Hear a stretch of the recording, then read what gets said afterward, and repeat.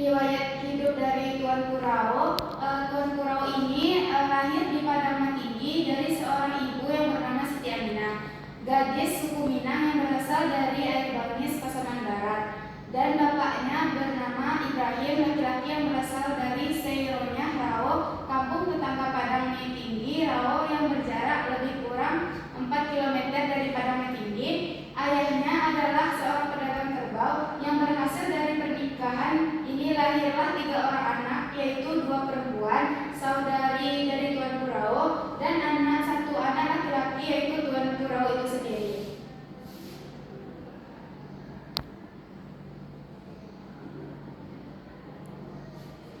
Oleh sebab itu, Tuan Kurau memiliki hubungan yang erat dengan Air Bangis karena keluarga ibunya banyak berdiam di tempat tersebut.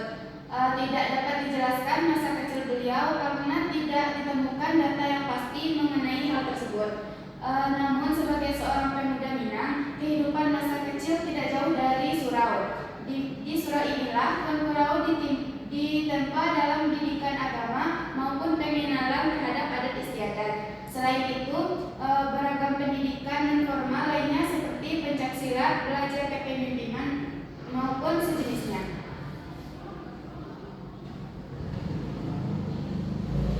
Karya-karya dari Tuan Kurau yaitu memulai masa pendidikan di surau atau mengaji pada guru ngaji, karena sama halnya dengan anak atau pemuda Minang lainnya bahwa semenjak kecil Tuan Kurau sudah terbiasa dan dilatih untuk bersikap mandiri dalam mencari ilmu melalui seorang guru. Kebiasaan berkumpul di surau dan mendengarkan ceramah atau pengajian pada guru adalah salah satu cara untuk mendapatkan ilmu yang lebih tinggi dan luas akibat ditempa oleh kemandirian dan keuletan dalam belajar agama. Maka Tuan Kurau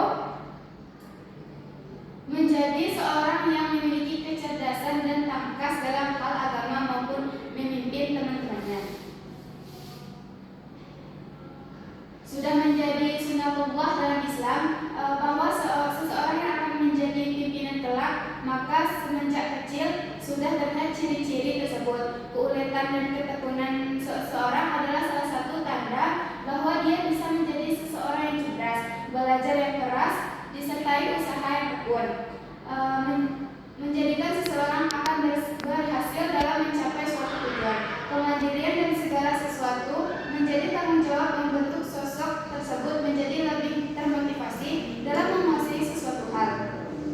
Kecenderungan ini terbentuk secara alami dan tidak dapat disangkal karena sudah menjadi hukum alam. Pada masa-masa tersebut, pada abad 18, belum ada yang namanya sekolah atau pendidikan umum, melainkan belajar mengaji atau adat istiadat di surau. Pemikiran dari Tuan Kurau yaitu dianggap sebagai orang yang tepat dalam memimpin gerakan Tadri karena beliau selain cerdas, beliau juga memiliki ilmu agama yang luas. Berkaitan dengan hal tersebut, Tuan Kurau juga mengalami hal yang sama dengan Tuanku Imam Bonjol, yaitu keluar merantau dari daerah Minang ke Aceh untuk menambah ilmu atau mencari ilmu. Pemahaman Tuan Kurau mengenai ilmu agama menjadikan beliau terpilih untuk melakukan gerakan dakwah. Kepemilikan status merupakan salah satu faktor untuk menilai pantas tidaknya seseorang diangkat sebagai pemimpin. Dalam kasus Tadri, untuk memuluskan tujuan gerakan ini diperlukan seseorang yang menyandang nilai lebih. Selain memiliki pemahaman agama yang luas, juga pengaruh yang kuat dalam masyarakat. Artinya, jika kedua kriteria tersebut ada pada diri seseorang tersebut, maka dalam hal ini Tuan Kurau memadukan keduanya dan melakukan pendekatan secara persuasif kepada masyarakat. Karisma Tuan Kurau telah menjadi legenda di kalangan masyarakat Rao sehingga apapun yang diucapkan atau diperintahkan oleh Tuan Rao menjadi panutan. Kesimpulan dari cerita atau biografi dari Tuan Kurau yaitu salah satu tekadnya adalah membasmi habis praktek maksiat yang dilakukan rakyat dan Minangkabau. Tekad ini bukan tanpa alasan dan komando, sebab Minangkabau adalah masyarakat penganut Islam secara keseluruhan dan tempat kepemimpinan Tuanku Imam Bonjol berada di pundaknya Tuan Rao.